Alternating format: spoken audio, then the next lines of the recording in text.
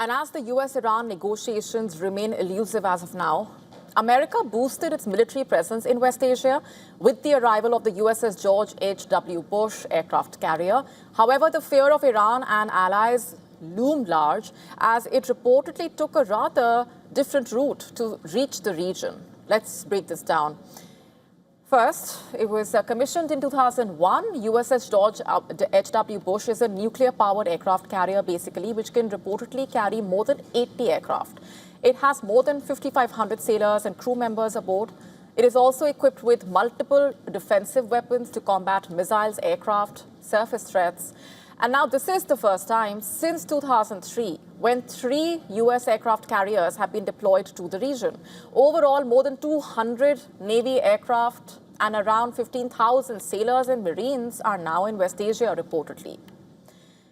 If we look at the timeline, the aircraft carrier left from Virginia on the 31st of March.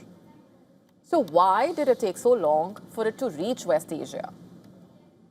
If it took the traditional route from the Strait of Gibraltar to the Red Sea, the distance would have been between 14,000 to 16,000 kilometers. However, it reportedly took a detour around Africa, increasing that distance by at least 10,000 kilometers. This is nearly 1.5 times the original route, in fact. While the Pentagon hasn't officially commented on why the aircraft carrier took a longer route, it is seen as a move to avert a possible threat from the Iran-backed Houthis, who have a hold in the Red Sea.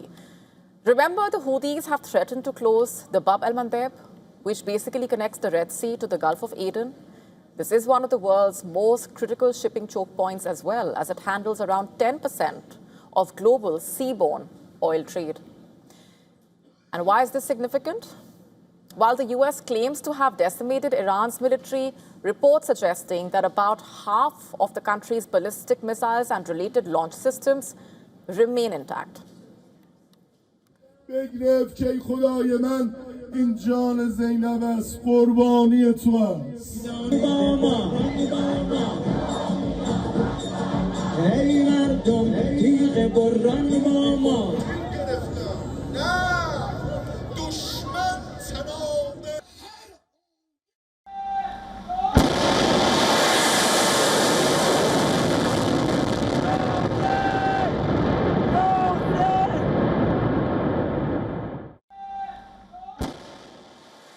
Considering this, can this aircraft carrier actually face a potential threat from Iran's ballistic missile arsenal if the war resumes?